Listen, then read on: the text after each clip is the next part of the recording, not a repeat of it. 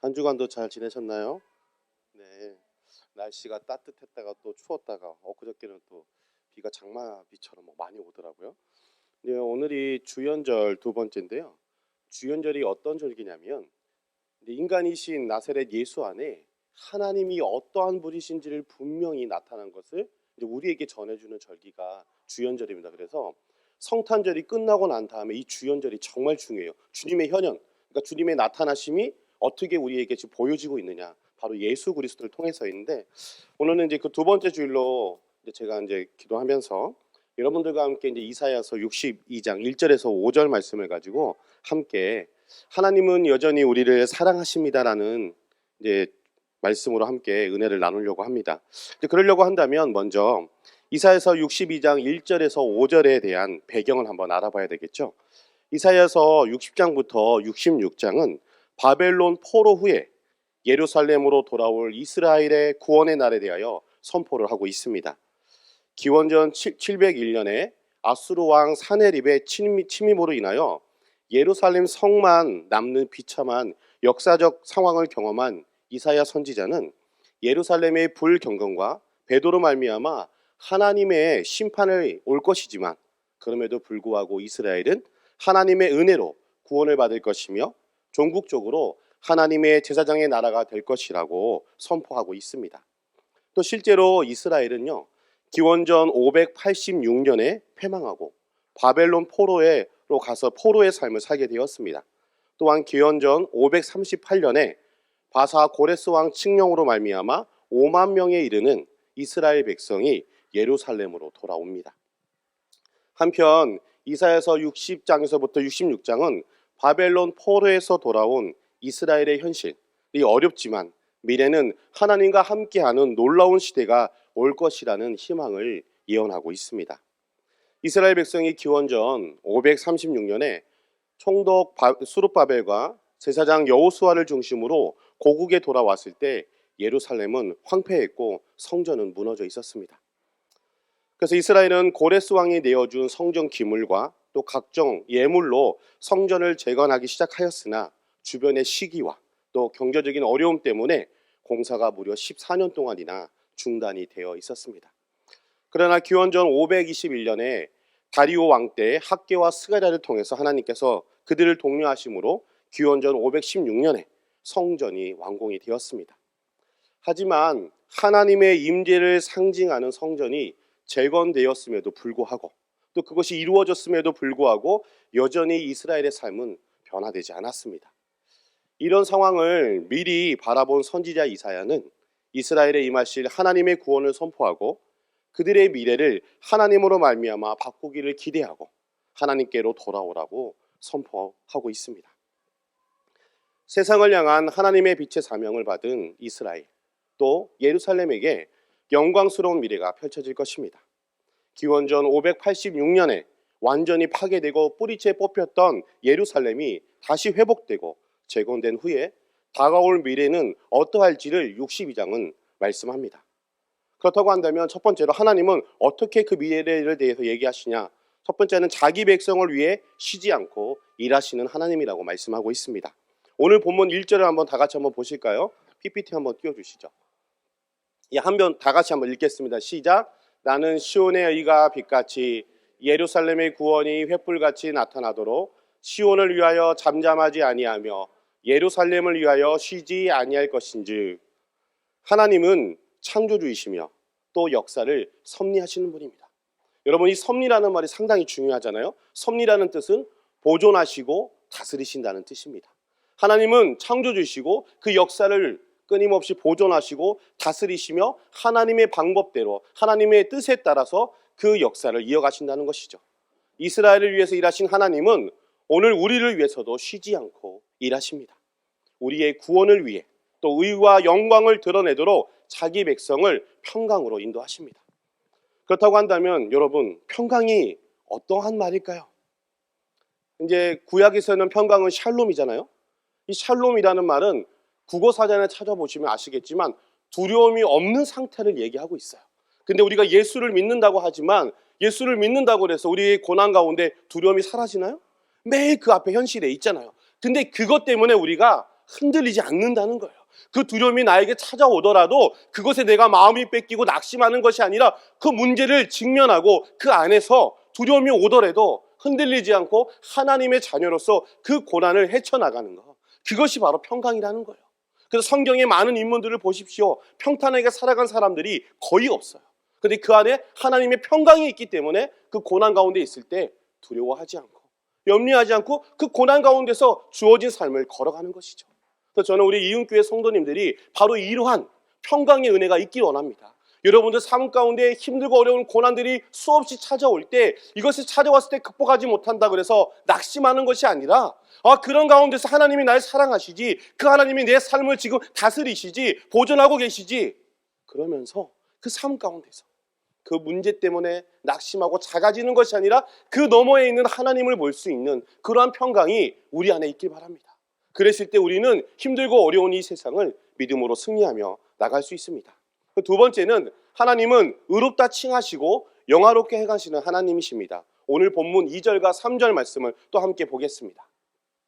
2절과 3절 말씀 또 한번 읽어볼까요? 시작. 이방 나라들이 내 공의를 뭇 왕이 다 내 영광을 볼 것이요 너는 여호와의 이름으로 정하실 새 이름으로 일컬음이 될 것이며 너는 또 여호와의 손에 아름다운 관 내 하나님의 손에 영광이 될 것이라. 이스라엘은요 자기 죄로 말미암아 심판을 받았습니다. 감히 하나님의 백성이라고 말할 수 없는 존재가 되었지만 하나님은 친히 찾아오셔서 회복해 주시고 의를 선물로 주셨습니다. 하나님은 오늘 우리 그리스도인들 하나님을 믿는 사람들에게도 똑같은 은혜를 베푸십니다. 의가 없는 우리에게 의를 선물로 주시고 또 아름답다고 칭해 주셨습니다.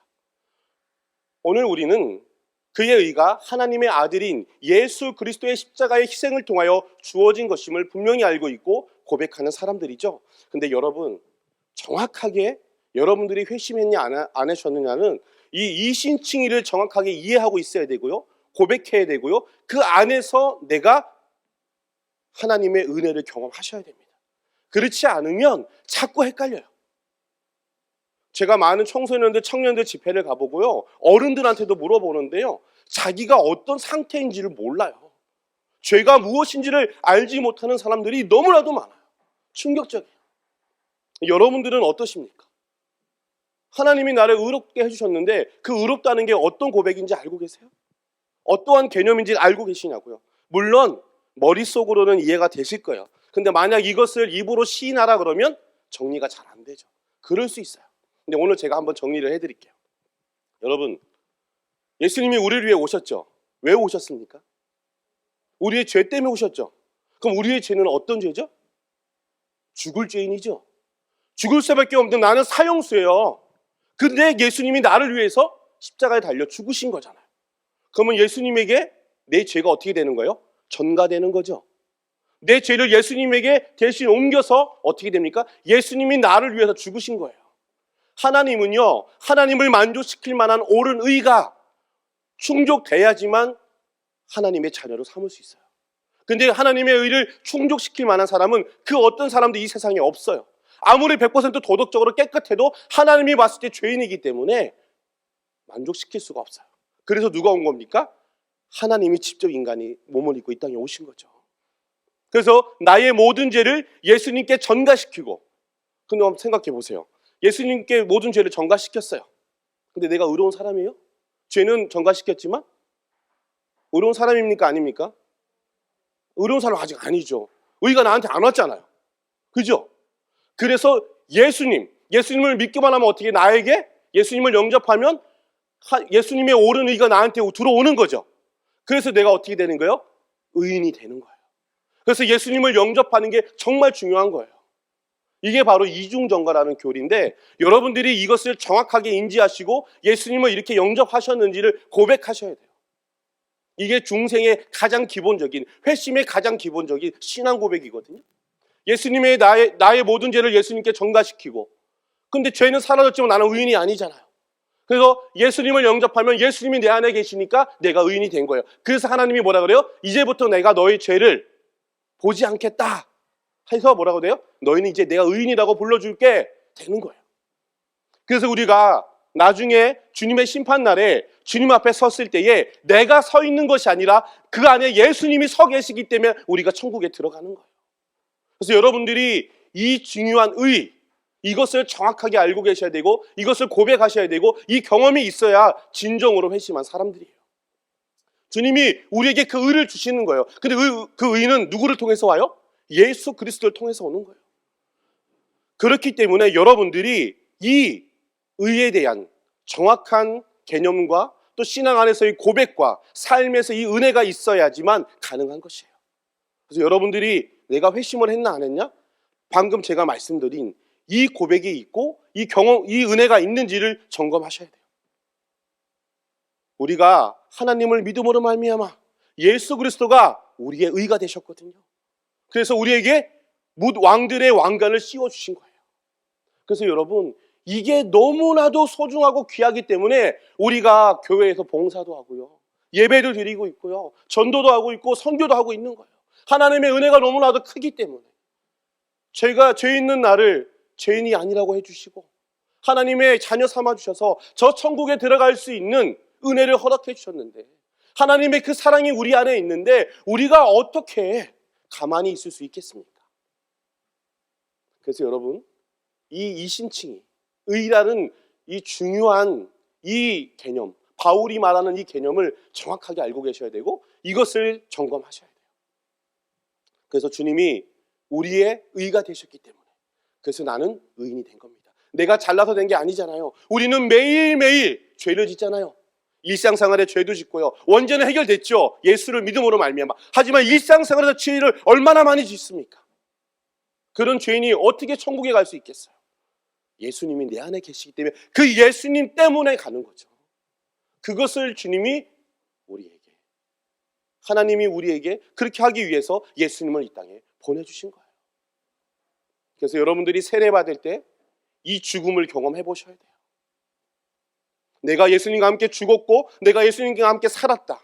그래서 우리 개신교에서는 세례명을 쓰지 않지만 천주교나 그 다음에 성공회나 루터교나 이런 데는 세례명을 써요. 왜? 새로운 사람이 되었기 때문에. 세 번째, 하나님은 우리를 신부로 삼으셨어요. 오늘 본문 4절과 5절 말씀을 또 함께 보겠습니다. 한번 다 같이 또 읽어볼까요? 시작.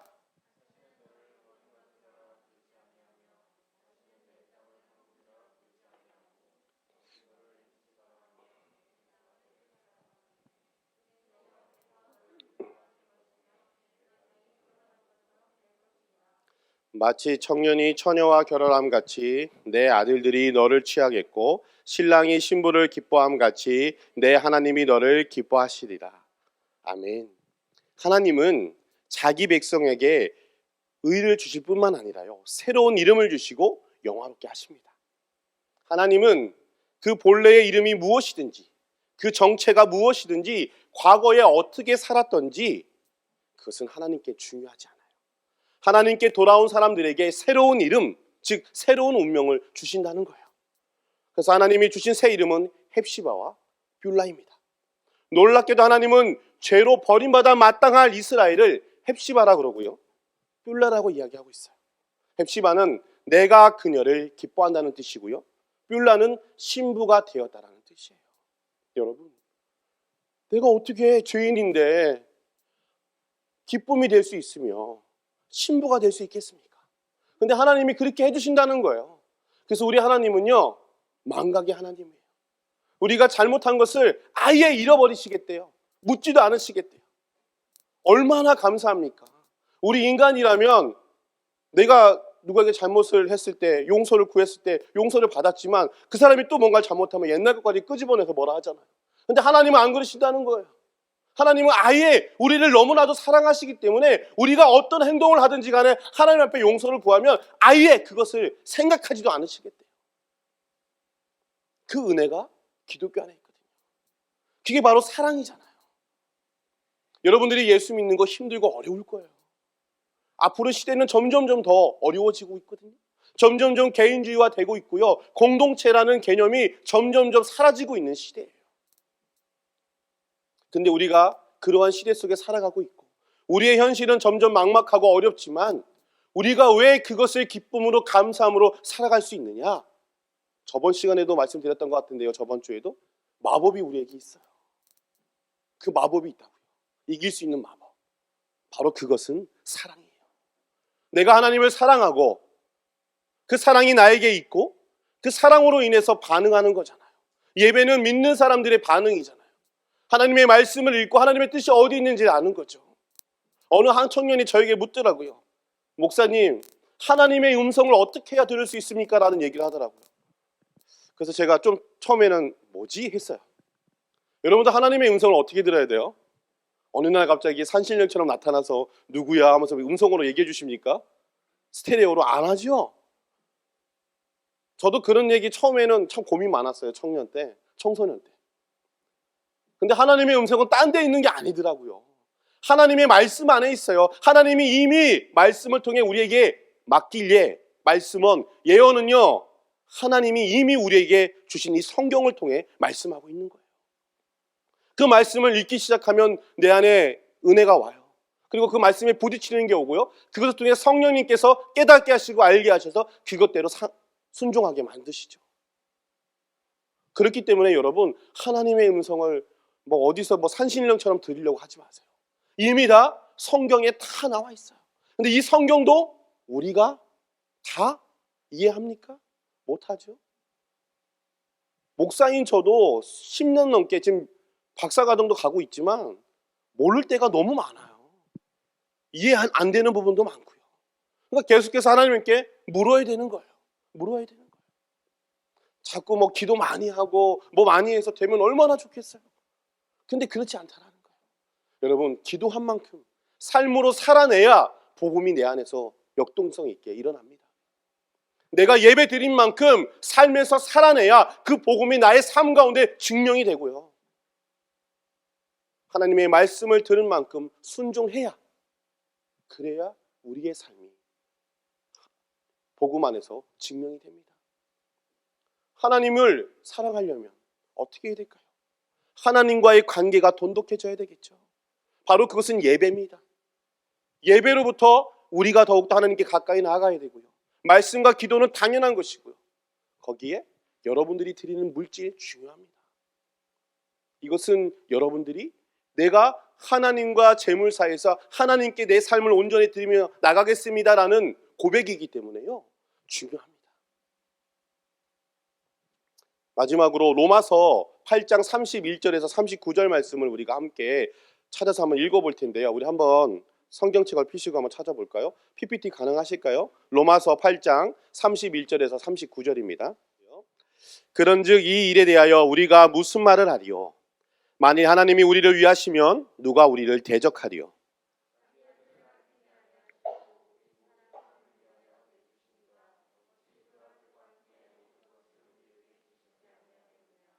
누가 능히 하나님께서 택하신 자들을 고발하리요?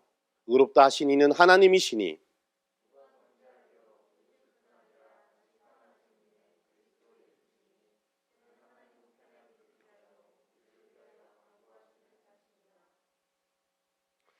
누가 우리를 그리스도의 사랑에서 끊으리요? 환난이나 공고나 박해나 기근이나 적신이나 위험이나 칼이냐?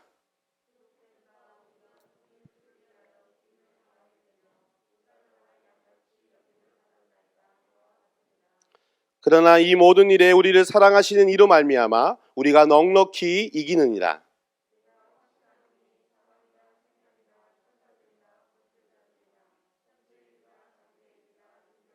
함께 읽겠습니다. 높음이나 깊음이나 다른 어떤 피조물이라도 우리를 우리 주 예수 그리스도 안에 있는 하나님의 사랑에서 끊을 수 없으리라. 아멘. 여러분, 이 상황은 어떤 상황이냐면요. 쉽게 말하면 우리가 예전에 6.25가 있었잖아요.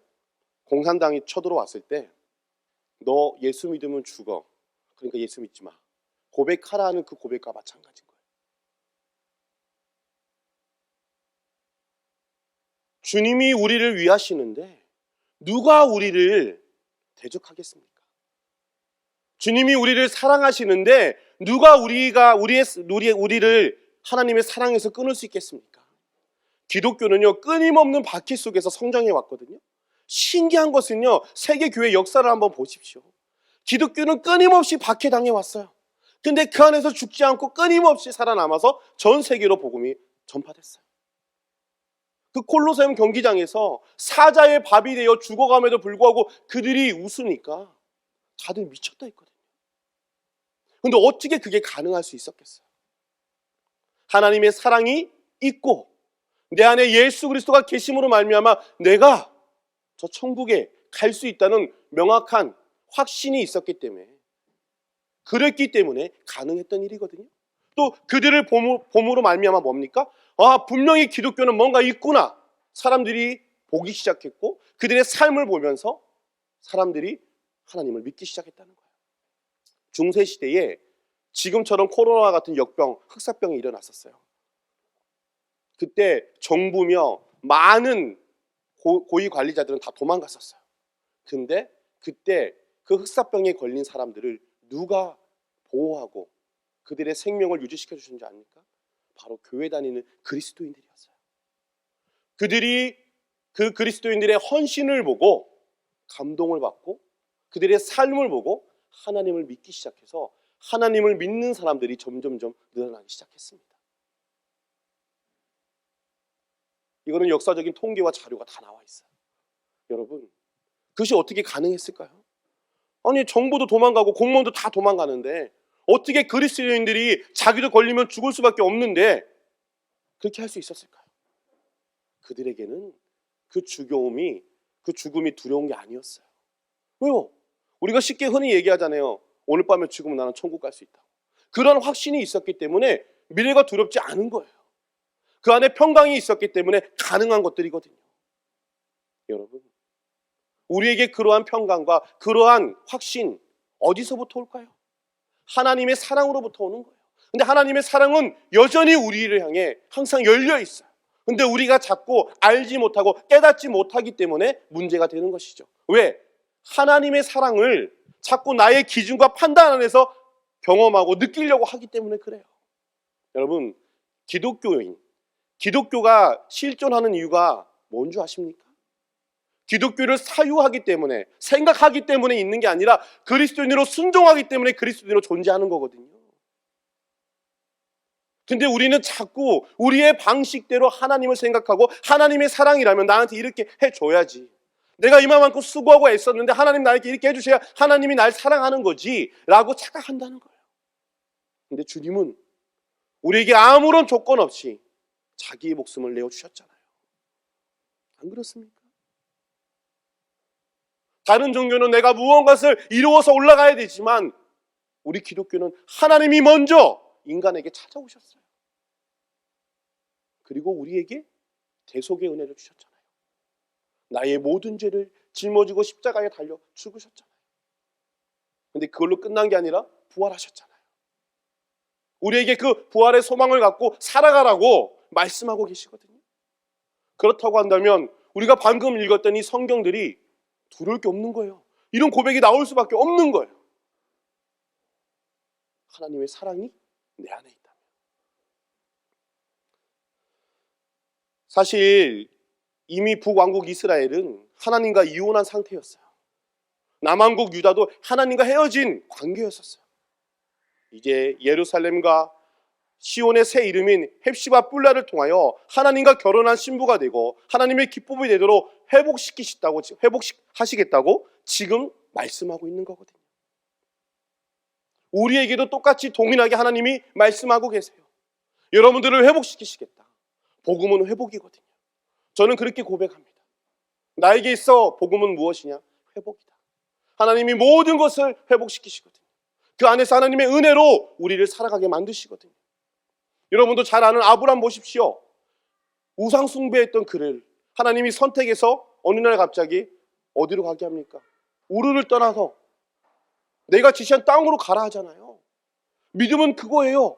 불확실성에서 아무것도 없는 상태에서 하나님을 바라보고 나가는 게 바로 믿음이거든요. 왜요? 그 하나님이 나를 어디로 인도할지 모르겠지만 그 하나님이 나를 끝까지 선한 길로 인도하실 것을 믿으며 가는 거.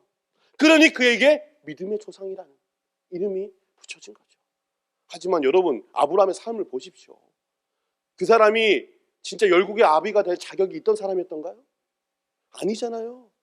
하나님의 끊임없는 열심을 통해서 그를 그렇게 만들어 가셨잖아요. 야곱을 보십시오. 그 인생의 절망의 순간에 있던 그 야곱을 이제 하나님이 이스라엘이라는 승리의 이름으로 바꿔주셨잖아요. 요한의 아들 시몬, 어부였던 그가 베드로가 됐어요. 예수님을 만나면 바뀝니다. 삶이 바뀌어요. 그 삶이 지금에 있는 어려움들이 뿅 하고 사라지는 게 아니라 그 어려움들이 나한테 끊임없이 닥쳐오더라도 흔들리지 않는다는 거예요. 그리고 그것을 하나하나 하나님의 시선과 관점 안에서 해결해 나간다는 거죠. 근데 그 해결이 아까도 말씀드린 이것을 완전히 문제를 해결하는 것이 아니라 그것이 오더라도 하나님의 사랑이 너무 크기 때문에 그 사랑 안에서 내 삶을, 내 주어진 사명을 감당해 나간다는 것이죠.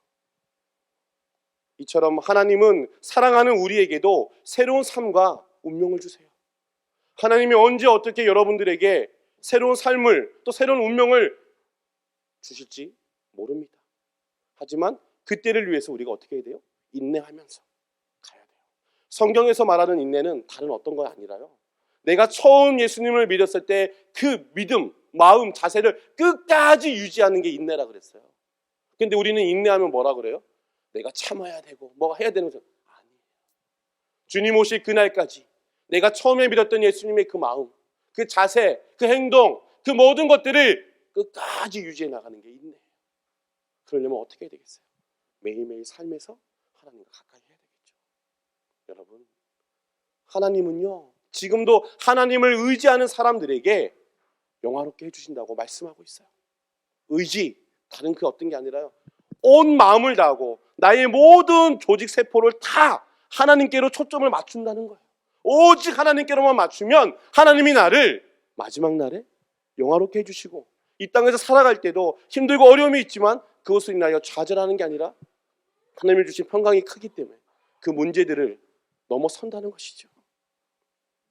하나님은 여전히 우리를 사랑하세요. 그 사랑이 여러분들에게 있고, 그러니 여러분들이 이 이음교회라는 공동체 안에서 지금 하나하나 만들어가고 있는 것이 아니겠습니까? 7년이라는 세월 정말 힘들고 어려웠을 거예요. 저도 이제 개척한 지 1년 지나서 2년차 들어가는데 버겁더라고요. 정말 힘들더라고요. 그래도 이음교회는 이렇게 좋은 예배당이라도 있죠. 저는 예배당도 없어요. 간판도 없어요. 한 번씩 올 때마다 부럽죠. 야, 이렇게 좋은 예배당이 있네. 근데 이제 이음교회가 어떻게 해서 여기까지 오게 된지 알죠. 대단한 거죠. 하나님 은혜예요. 시간이 흐르면 흐를수록 하나님의 그 사랑이 여러분의 삶을 꽉 붙들고 계실 겁니다. 그것을 확인하는 거는요, 여러분들의 삶을 뒤돌아보십시오. 그 삶 가운데 하나님의 흔적이 있어요. 그게 있기 때문에 현재와 미래를 이렇게 살아가는 겁니다. 바울이 말하는 나에게 예수님의 흔적이 있노라. 여러분들에게도 그러한 하나님의 사랑을 발견하시고 또 현재와 미래를 주님의 그 사랑으로 잘 견디며 나가시기를 간절히 기도합니다. 우리 찬양합시다. 예수 사랑하심을 좀 천천히 부를게요. 우리가 예배를 드리면 드릴수록, 하나님 앞에 나오면 나올수록 하나님의 그 크신 사랑이 우리 가운데 늘 느껴지기를 원하고 체험되기를 원합니다. 그래야 우리가 그리스도인으로서 힘들고 어려운 이 세상을 믿음으로 이기며 나갈 수 있지 않겠습니까? 인생의 수많은 고비와 여러 가지 말 못할 사연들, 우리 안에 복잡하고 풀리지 않는 의문들이 너무나도 많습니다. 그러기에 눈에 보이지 않는 하나님을 믿고 나간다는 것은 더더욱 쉽지 않습니다. 하지만 하나님의 사랑이 내 안에 있고 그 사랑이 오늘도 나를 지탱해주고 있다는 것을 믿으면 그 모든 의문들이 있어도 우리가 주님이 걸어가신 그 길을 걸어갈 수 있지 않겠습니까? 우리 사랑하는 우리 이음 성도들에게 하나님의 완전하신 그 십자가의 사랑, 부활하셔서 우리에게 소망을 주신 그 놀라운 소망의 사랑이 이 2023년 이 새해에 가득 부어지게 하시고 그 사랑으로 공동체를 세우고 우리의 가정을 세우고 나의 삶을 세우고